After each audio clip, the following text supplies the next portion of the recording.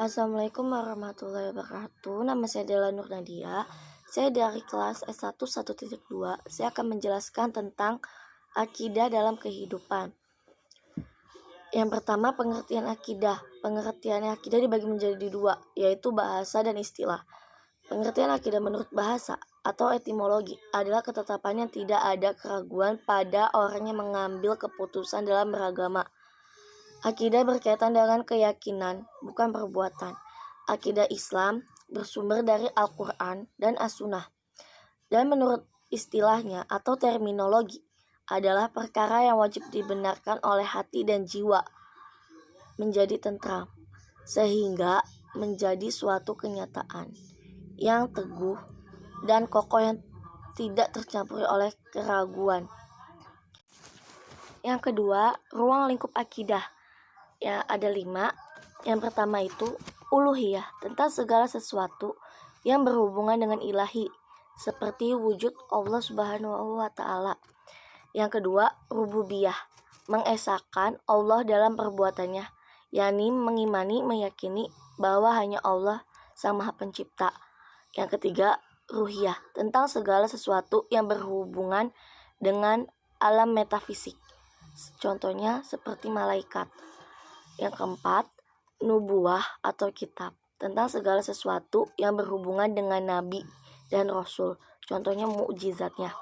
Yang kelima, samiyah atau adalah segala sesuatu yang hanya bisa diketahui lewat sam'i, seperti alam barzah.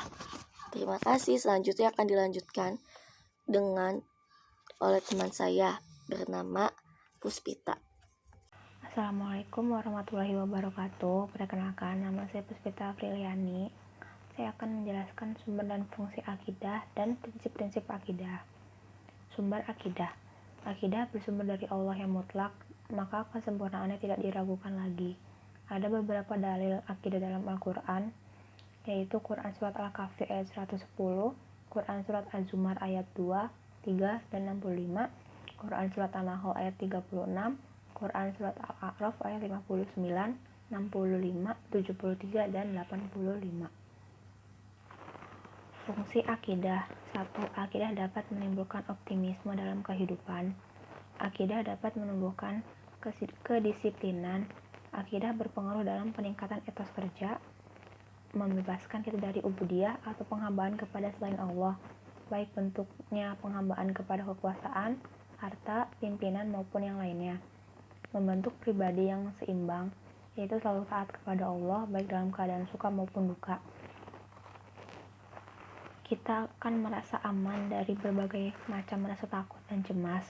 Takut kepada kurang rezeki, terhadap jiwa, harta, keluarga, jin, dan seluruh manusia, termasuk takut kepada kematian, sehingga kita penuh tawakal kepada Allah.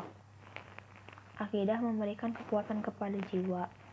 Akidah hanya berharap kepada Allah dari ridho terhadap segala ketentuan Allah.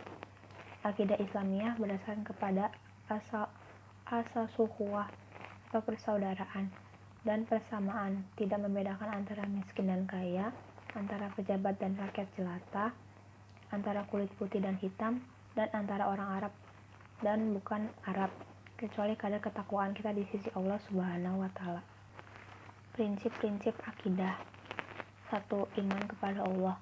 Beriman kepada Allah adalah meyakini dengan penuh kesadaran bahwa Allah lah zat yang paling berhak disembah, karena Dia menciptakan, membina, mendidik, dan menyediakan segala kebutuhan manusia.